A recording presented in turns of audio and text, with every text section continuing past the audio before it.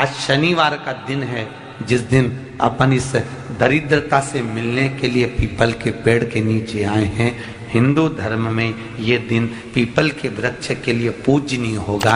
जो भी शनिवार के दिन पीपल के वृक्ष की पूजन करेगा, दूध चढ़ाएगा या मिष्ठान का भोग लगाएगा, लक्ष्मी और नारायण उसके घर में प्रवेश कर जाएगा। लक्ष्मी और नारायण उसके घर में प्रवेश करेगा। इसलिए नियम बनाया। कौन से दिन का? शनिवार। लक्ष्मी जी बोली, नारायण आपने तो एक दिन का वार लिख दिया। शंकर जी ने 7 वार बनाए हैं, रविवार, सोमवार, मंगल, बुध, गुरु, शुक्र और शनि। ये शिव जी ने बनाया। अब एक दिन आपने अपना बना लिया, बाकी के दिन अगर कोई इस पीपल के वृक्ष के नीचे आएगा और यहाँ तो दरिद्रता बैठी है, तो उसका क्या होगा? भगवान नारायण बोले, सुन दरिद्रता, तेरे से एक विनती है, अगर कोई भी मनुष्य इस पीपल के पेड़ के नीचे अगर 7 दिन में आता है और उसके हाथ में अगर कोई सामग्री होती है तो तू उसके घर में प्रवेश नहीं करेगी। नियम में पीपल के वृक्ष का या तो पानी का लोटा लेकर जाओ, कुंकू का चोपड़ा लेकर जाओ, शक्कर लेकर जाओ, या पेड़ के नीचे चींटी को डालने के लिए आटा ले जाओ, पर खाली हाथ पीपल के वृक्ष के नीचे कभी मत जाओ, कभी नहीं जाना। खाली हाथ जाओगे तो दरिद्रता तुम्हारे घर में प्रवेश करेगी। दरिद्रता उठकर खड़ी होकर बोली, नारायण तुमने अपनी मनमानी करी है, एक दिन मुझे भी मेरा चाहिए। भगवान ने कहा, बोल कौन सा दिन चाहिए? दरिद्रता कहती है, रविवार के दिन इस पीपल के वृक्ष के नीचे मैं दिन भर नृत्य करूं, इसमें रहूं, और जो यहां आए रविवार को मैं उसके घर में प्रवेश करूं। भगवान ने कहा, ठीक है। दरिद्रता, रविवार का दिन एक ऐसा दिन रहेगा जिस दिन तू इस पीपल के वृक्ष के नीचे नृत्य करेगी, और जो आएगा इस पीपल के वृक्ष के नीचे तो उसके साथ प्रवेश करेगी। मैंने तुझे वर दिया।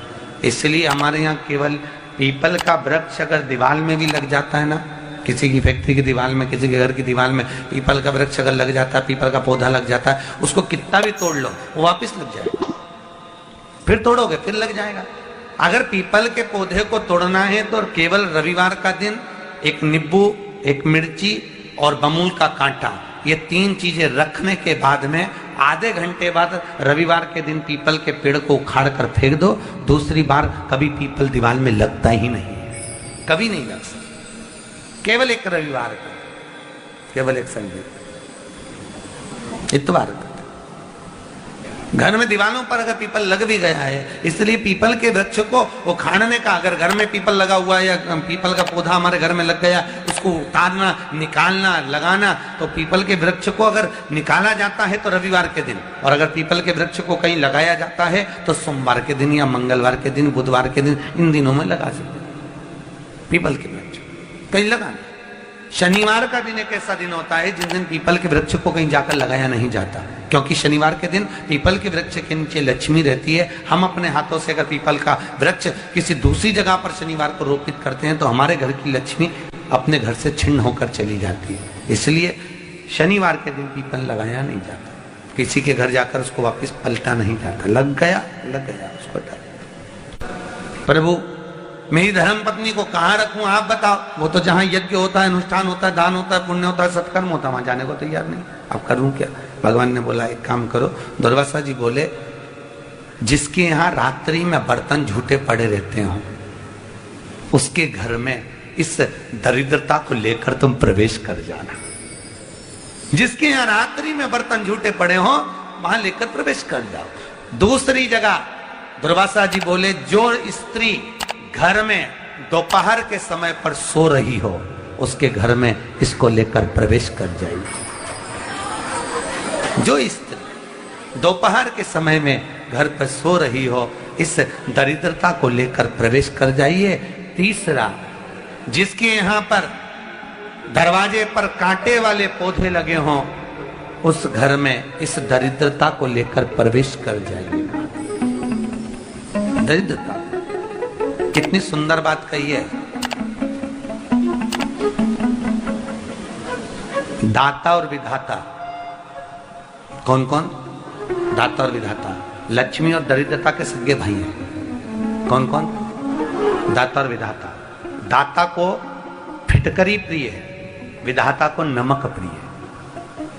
ये दोनों हमेशा लक्ष्मी को और दरिद्रता को दोनों को समझाते थे, दोनों में प्रेम बढ़ाते थे। आज भी हिंदू धर्म की रीति है, यहां तो ठीक है, जिसके यहां पर भी अगर थोड़ी सी भी परेशानी होती है, थोड़ा सा क्लेश होता है, अशांति होती है, लक्ष्मी नहीं टिक रही हो, काम नहीं बन रहे हो, बहुत प्रयास करा जा रहा हो और हमारा कार्य नहीं होता, तो क्या करते हैं? फिटकरी और नमक को पानी में डाल देते हैं और घर में पोछा लगा देते हैं। आप लोगों ने आजकल फेसबुक पे भी पढ़ा होगा, व्हाट्सएप पे भी पढ़ा होगा। तो क्यों लिखा उसमें? उसका कारण ही केवल ये है कि दाता और विधाता की प्रियता उसमें। माता ख्याति के जो 4 बच्चे हुए, इसमें जो 2 लड़के हैं, दाता और विधाता, उसकी प्रियता उसमें, उसकी पूर्णता उसमें। अब दुर्वासा जी बोले अपनी धर्म पत्नी को वहां लेकर, जहां कांटेदार पौधे लगे हों वहां पर लेकर प्रवेश कर जाइए। कांटेदार पौधों में उस दरिद्रता का निवास हो गया। कितना विचित्र कथा यहां वर्णन करी है।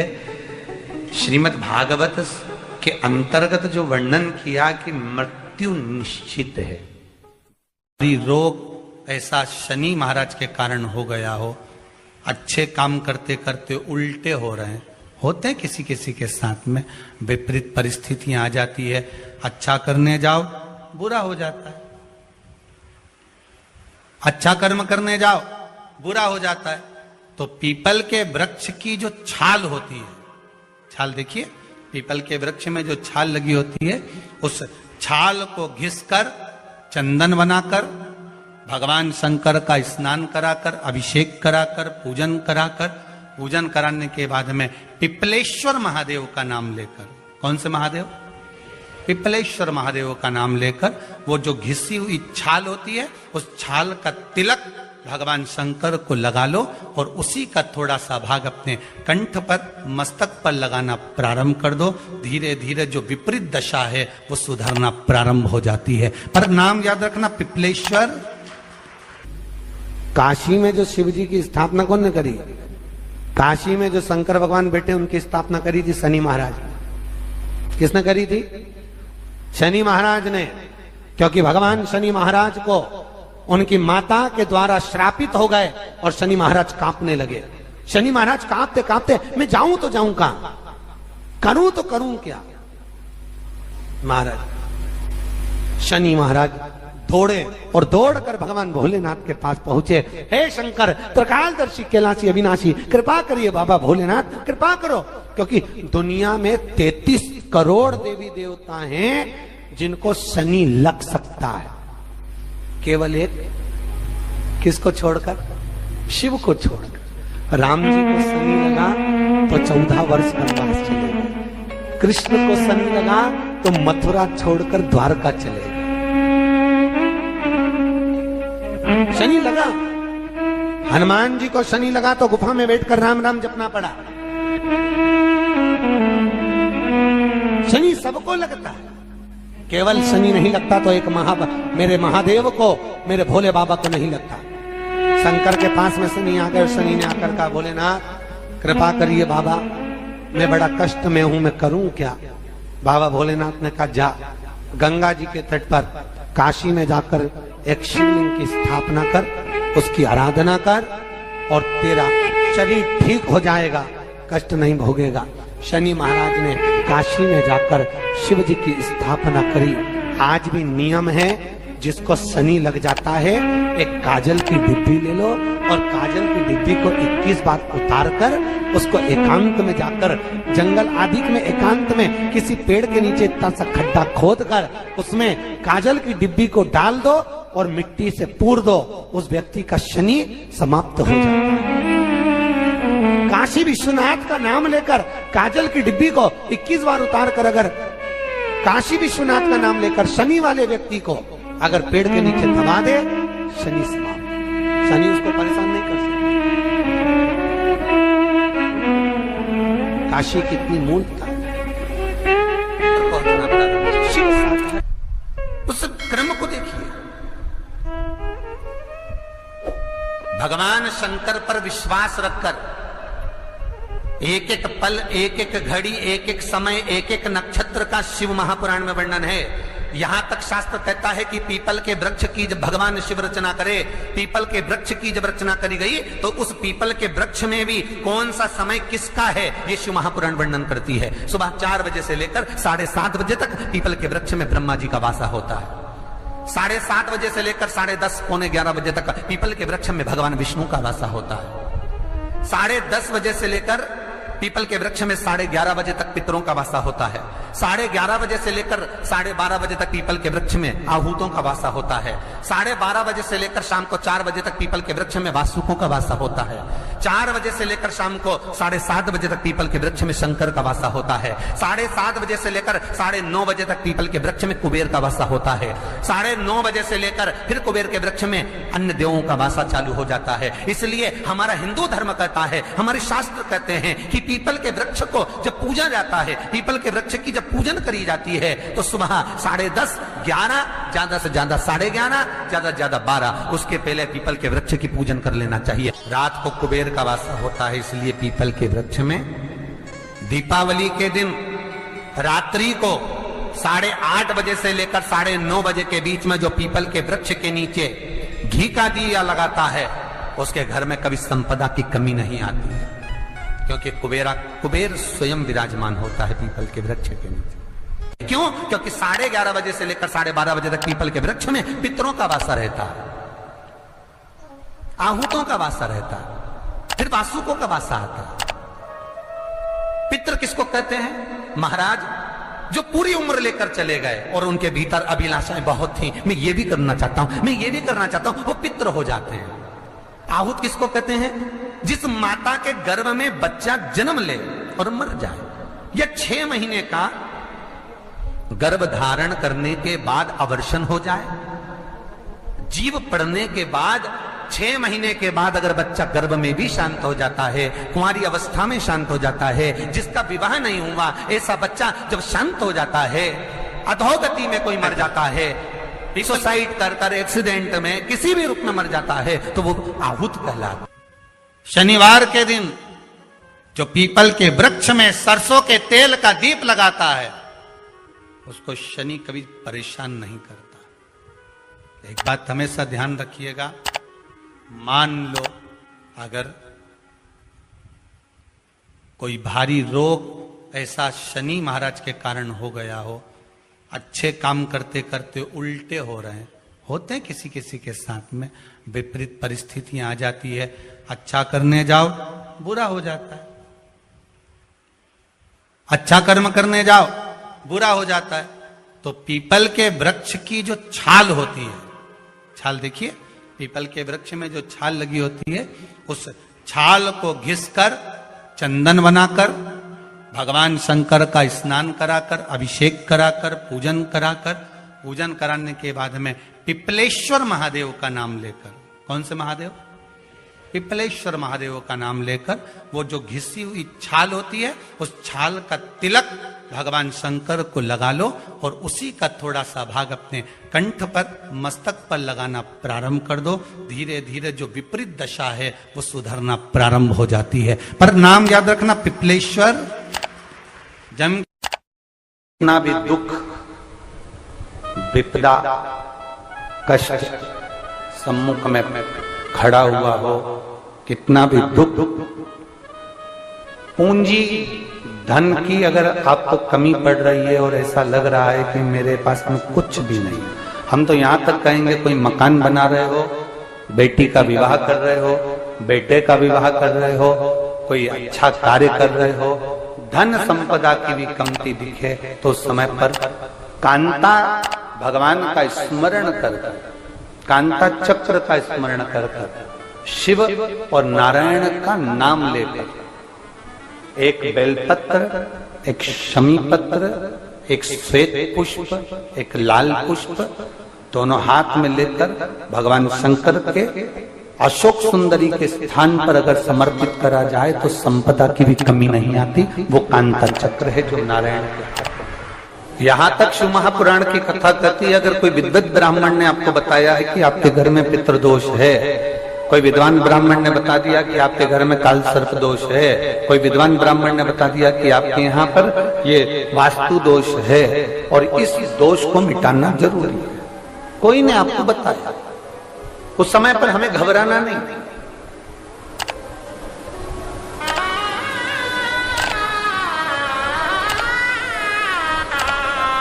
उस समय में घबराने का क्रम नहीं है। कहते हैं पीपल का जो जल झड़ता है पीपल के वृक्ष से, आप लोगों ने कभी देखा है कि नहीं देखा, वो हमको नहीं मालूम।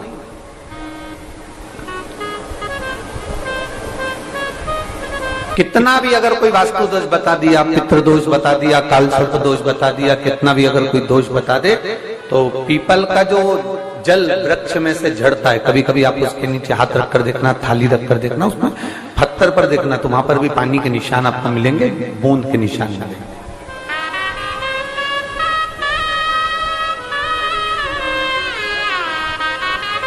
मात्र उस पीपल के वृक्ष के जल की एक बिंदी, एकमात्र बिंदी,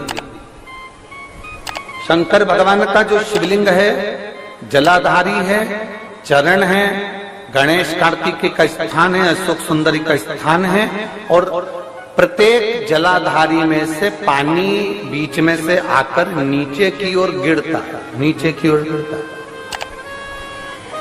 आप लोगों के स्मरण में हमने पहले भी बताया कि राइट में किसका स्थान है, गणेश जी का, लेफ्ट में कार्तिकेय, बीच में अशोक सुंदरी, ये क्या है, पार्वती जी का हस्त कमल शिवलिंग, और ऊपर से जो जल एक एक बूंद शंकर जी के शिवलिंग पर गिर रहा है, वो शंकर जी की 5 लड़कियां जया, विषहरा, शामली बारी, दौतली और देव, शंकर जी की 5 लड़कियों एक एक बूंद पानी शिव जी पर गिरा।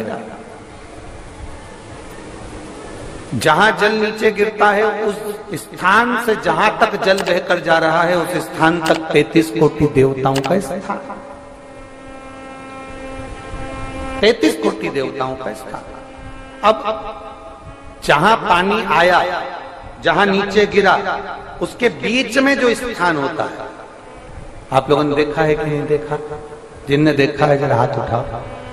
ये पानी जैसे यहां तक आया और यहां के बाद नीचे गिरेगा, तब वो नाली के माध्यम से बाहर जाएगा। तो जितनी दूर यहां से वो नीचे की ओर जो गिर रहा है, यहां से वो नीचे की ओर जो पानी जा रहा है, ये जो स्थान होता है, ये हमारे 3 दोषों को निवारण तुरंत कर देता है।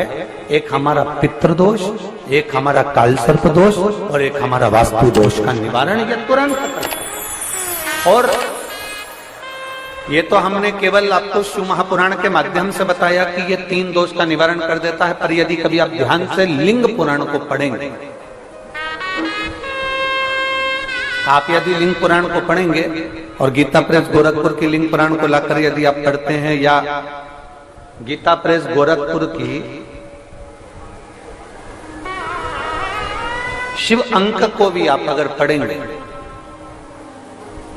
उसका नंबर हमारे स्मरण में नहीं आ रहा है, शिव अंकों को भी अगर आप पढ़ेंगे तो उसमें भी आपको वर्णन मिलेगा कि हम तो केवल 3 दोष का बता रहे हैं, पर हमारे शास्त्र तो यहाँ पर और भी दोषों का वर्णन कर रहे हैं। जैसे किसी ने बता दिया आपको शनि का दोष है, किसी ने बता दिया मंगल का दोष है, किसी ने बता दिया आपको केतु का दोष है, किसी ने बता दिया आपको राहु का दोष है, किसी ने आपको कह दिया कि बृहस्पति का दोष है। सबसे कठिन काम है पुण्य को कमाना। क्यों? अंतिम समय में, प्राण छूटने के समय में, हॉस्पिटल में, सब हॉस्पिटल के बाहर होंगे, बेटा बाहर, बहू बाहर, रिश्तेदार बाहर, नातेदार बाहर, भाई बाहर, बहन बाहर, बेटी बाहर, दामाद बाहर, बेटा बहू सब बाहर। हॉस्पिटल के अंदर जब मशीनें लगाई जाएगी, अकेले पलंग पर आईसीयू में पड़े होगे, वेंटिलेटर पर पड़े होगे, उस समय पर तुमने कितना पैसा कमाया वो वहां काम नहीं आएगा। उस समय पर अंतिम बिंदु में काम आएगा कि तुमने अपनी जिंदगी में पुण्य कितना कमाया, वो पुण्य तेरे सामने आकर खड़ा हो जाएगा और वो पुण्य तुझे श्वास देना प्रारंभ। पुण्य, पैसा कमाना कठिन नहीं है मेरी बहनों, मेरे जीजाओं, मेरी जीजियों, पैसा कमाना सरल है। यहाँ छत्तीसगढ़ का हमको नहीं मालूम, हमारे मध्य प्रदेश का मालूम है हमको। मध्य प्रदेश में हमारे यहाँ